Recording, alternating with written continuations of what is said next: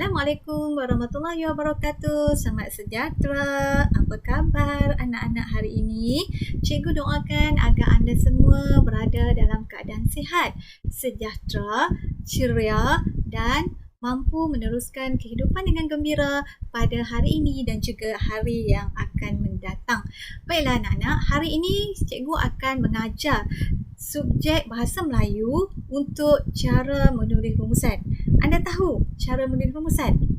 Jika tidak tahu, jom kita mula cara menulis rumusan. Apakah perkara-perkara penting yang perlu kita hayati, yang perlu kita teliti dan kita fahami sebelum kita menulis rumusan?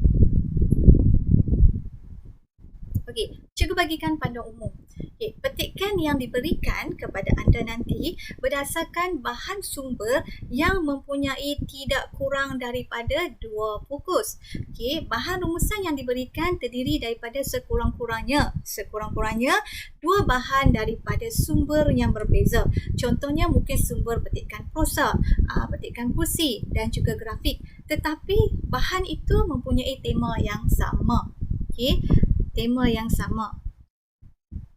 Seterusnya, anak-anak perlu ingat ya, tugasan tidak dinyatakan dalam arahan soalan. Oleh itu, calon perlu mengenal pasti semua fokus yang terdapat dalam semua bahan yang diberikan. Dan juga, anak-anak wajib mengemukakan 8 isi lengkap. Dan isi tersebut wajib diambil daripada setiap bahan dan menyentuh setiap fokus yang diberikan. Dan ingat, patah perkataan yang diterima hanyalah sebanyak 120 sahaja. Anak-anak jangan lebih daripada ini ya. Okey, kita kena kedekut dalam menulis rumusan, tapi dalam karangan kita kena berlebih-lebihan. Okey, walaupun berlebih-lebihan dalam karangan, tetap ada patah perkataan yang perlu kita ikuti. Okey, jika kita tidak ikut arahan soalan, bermaksud kita ingkar dengan arahan soalan. Apabila kita ingkar dengan arahan soalan, bermakna kita akan dipenalti. Okey, jadi jaga-jaga ya. Okey, seterusnya kita pergi kepada agihan isi untuk markah yang akan kita peroleh sewaktu kita menulis rumusan. Okey, jadi untuk pendahuluan, markah yang diperuntukkan adalah sebanyak 2. Jadi untuk memenuhi 2 markah ini ada syarat-syaratnya. Bukannya kita tulis sembrono sahaja. Okey, untuk isi, anda perlu menyenaraikan 8 isi. Setiap isi membawa 2 markah. 2 markah. Jadi sekiranya anak-anak berjaya memperoleh 8 isi, bermakna isi kamu akan dapat 16 markah. Itu pun jika isi kamu betul. Kalau isi kamu tidak betul, tidak tepat, bermakna tidak juga akan diberikan markah. Bukan bermakna cukup 8 isi, semestinya 8 isi itu diterima. Anak-anak kena pastikan isi yang kamu cari itu, isi yang kamu senaraikan itu, isi yang kamu tulis itu haruslah kena dengan fokus yang dinyatakan. Seterusnya, komponen kesimpulan. Kesimpulan juga membawa 2 markah, pun ada tata caranya. Bukannya ikut suka hati sahaja ya anak-anak. Jadi anak-anak akan dapat 20 markah sekiranya anak-anak dapat kesemua elemen ini. Nah, bagus kalau anak-anak berjaya mencari kesemua elemen dan berjaya memperoleh markah, markah maksimum sebanyak 20. Ini untuk markah isi. Seterusnya, anak-anak juga akan ada markah bahasa. Markah bahasa ini dinilai secara holistik berdasarkan penggunaan bahasa oleh calon dan bukan berdasarkan jumlah isi yang diperoleh. Ini bermaksud sekiranya anak-anak memperoleh 20 markah isi, bukan bermakna secara automatiknya anak-anak akan mendapat 10 markah bahasa. Markah bahasa itu akan dinilai dari segi penggunaan ayat yang anda gunakan, terdapat banyak kesalahan atau tidak dan sebagainya. Kesemua itu akan dinilai. Secara holistik ini bermaksud secara keseluruhan, iaitu daripada pendahuluan sehinggalah ke penutup. Okay, kita tidak menilai sekerat-sekerat. Maksud dia tengok pendahuluan saja. Pendahuluan dia okey. Okeylah, maka bahasa boleh dapat elok. Tengok pula bahagian penutup. Okey, bahagian isi tu banyak kesalahan, banyak garis-garis merah, banyak surat cinta. Tak apalah, kita pejam mata saja. Tidak begitu ya anak-anak. Dikira daripada pendahuluan sehingga penutup. Sekiranya anda tidak melakukan banyak kesalahan, bermakna markah anda akan dapat dalam kategori cemerlang. Jom kita lihat bagaimana kategori cemerlang dalam markah bahasa. Okey, ini untuk markah bahasa. Cemerlang, sekiranya anak-anak menulis dengan baik, kesalahan yang minimum sahaja. Okey, terdapat kesalahan minimum. Biasalah, manusia kan biasa melakukan kesilapan dan kesalahan. Tambah-tambah dalam keadaan anak-anak gementar, gemuruh, okey, akan ada kesilapan sana sini sedikit. Okey, jadi maka cemerlang, anda akan berada dalam kelompok ini. Maka cemerlang sekiranya rumusan anda cemerlang, jadi maka bahasa adalah antara 8 sehingga 10. Sekiranya baik, anak-anak akan mendapat markah antara 5 sehingga 7. Dan untuk tahap sederhana, markah bahasanya antara 3 hingga 4. Dan untuk lemah, untuk lemah, maka bahasanya antara 1 hingga 2. Okey, jadi anak-anak anda perlu pastikan target anda adalah untuk mendapat markah bahasa yang paling baik, iaitu markah cemerlang. Okey, berusaha dengan sebaik mungkin, banyakkan latihan, insya-Allah anda boleh. Okey, penting juga anak-anak perlu ingat bahawa kesimpulan yang ditulis perlu berdasarkan tema bahan yang diberikan. Contoh, sekiranya bahan bertemakan pencemaran alam sekitar, janganlah bahagian kesimpulan itu anak-anak pergi tulis pula tentang kepentingan pelancongan di dalam negara kita. Kan dah berbeza, kan tak seiring dan tak sejalan. Bila tak seiring dan tak sejalan, kenalah roadblock oleh polis kerana melawan arus. Okey, jadi pastikan kesimpulan yang anda tulis itu haruslah berbalik kepada tema yang diberikan. Dan penting juga untuk anak-anak ingat, untuk anak-anak tahu bahawa jawapan perlu ditulis dalam bentuk esei. Saya tahu memang rata-rata anda mengetahui bahawa dalam bahasa Melayu kita tidak boleh menulis jawapan dalam bentuk point. Okey, jadi perlu ditulis dalam bentuk esei. Okey, tadi cikgu ada menyatakan bahagian awal tadi fokus. Okey, apa itu fokus? Okey, anda perlu mencari fokus dalam setiap bahan yang diberikan. Jadi apa itu fokus?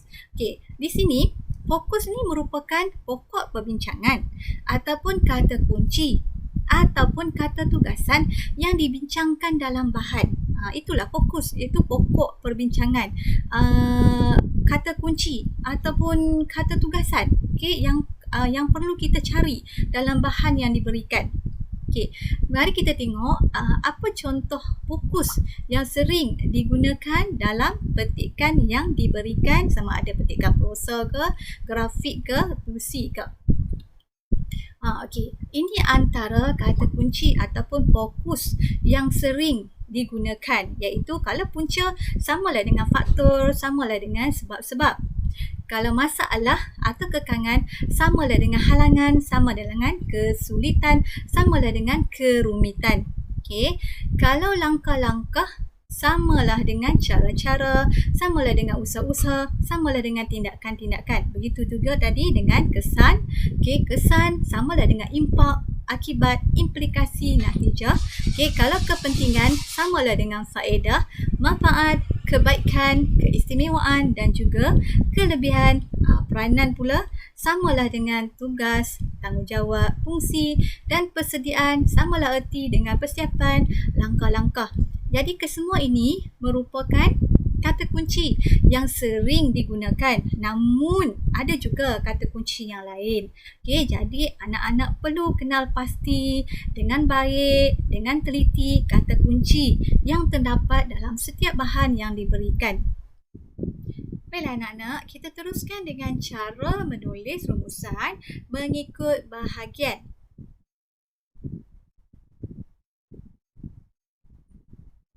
Okey, kita pergi dulu dengan menulis pendahuluan.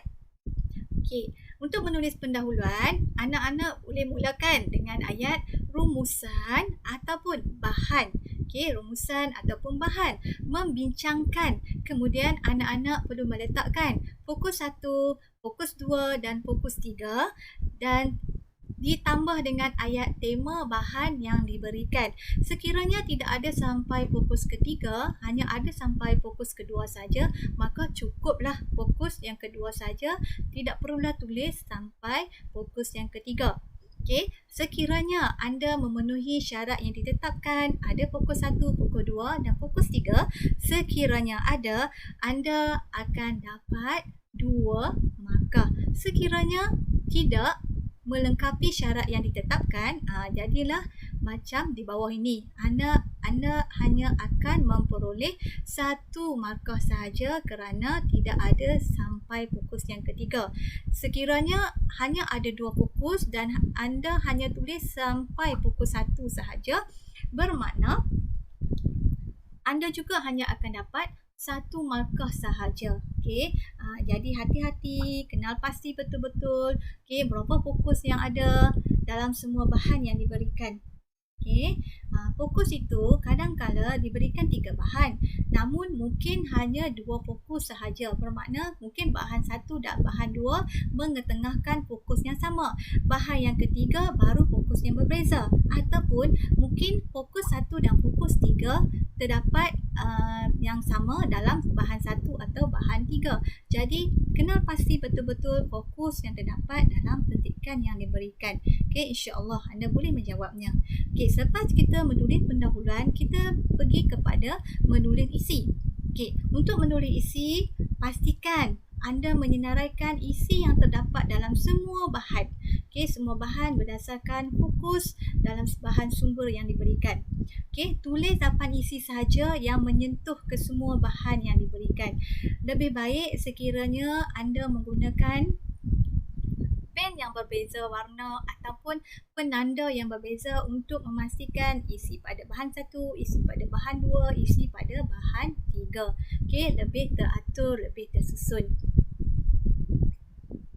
Okey, selepas habis pendahuluan, kemudian isi, kita pergi kepada bahagian penutup. Okey, untuk bahagian penutup, anak-anak perlu pastikan dalam bahagian kesimpulan ini ada mulakan dengan ayat kesimpulannya. Sekiranya tidak mahu menggunakan ayat kesimpulannya, boleh menggunakan konklusinya, akhiru kalam, akhiru kata. Okey, tapi pilih suku kata, pilih penutup yang satu patah perkataan sahaja. Okey, kemudian pelaku. Okey, pelaku tambah tema rumusan iaitu ayat cadangan. Okey, tema rumusan ni kita lihat kepada tema yang diberikan dalam bahan yang diberikan kepada anda yang kita panggil ayat cadangan. Kemudian tambah suka. Bukan kamu tulis perkataan suka. Suka ini merupakan kata hubung. Okey, S untuk supaya, U untuk K kerana dan A agar. Pilih salah satu sahaja. Okey, tambah suka. Okey, pilih salah satu sahaja. Kemudian ayat harapan. Okey, ayat harapan ni merupakan kesan daripada ayat tema rumusan sebentar yang kita bincangkan, yang dibincangkan dalam petikan. Okey, ini untuk penutup. Okey, contoh. Cikgu bagi contoh untuk menulis penutup. Okey, kesimpulannya semua pihak. Okey, semua pihak ini merupakan pelaku. Okey, perlulah mengatasi masalah pencemaran alam supaya alam sekitar terpelihara. Okey, yang berwarna hijau tu merupakan ayat cadangan ataupun ayat tema rumusan. Okey, kemudian ayat yang berwarna biru Ini merupakan ayat harapan ataupun ayat kesan dan cikgu memilih kata hubung supaya. Okey, jadi elemen ini perlu ada dalam penulisan penutur kamu supaya kamu mendapat markah yang maksimum. Okey, baiklah. Semua pihak ini bergantung kepada bahan yang diberikan kepada anda. Sekiranya dalam petikan itu memang ada semua pihak, contohnya ada pihak kerajaan, ada ibu bapa, ada masyarakat, ada peranan individu. Jadi kamu letaklah semua pihak. Namun jika dalam petikan itu hanya fokus kepada satu individu ataupun fokus kepada pihak berkuasa, pihak kerajaan atau masyarakat, maka kamu gunalah pelaku itu bersesuaian dengan tema. Dengan tema bahan yang diberikan. Ataupun kalau tidak pasti juga letaklah semua pihak. Okey, jadi kenal pasti dengan bijak apa yang kamu nak tulis. Okey, supaya kamu tidak tercicir daripada mengaut markah yang sebaik-baiknya. Okey, itu sahaja perkongsian daripada saya. Semoga dapat membantu kamu dalam menulis rumusan dengan baik. Okey, kita berjumpa lagi untuk perkongsian yang lain. Okey, Assalamualaikum. Salam sayang daripada saya. Jumpa lagi. Bye-bye.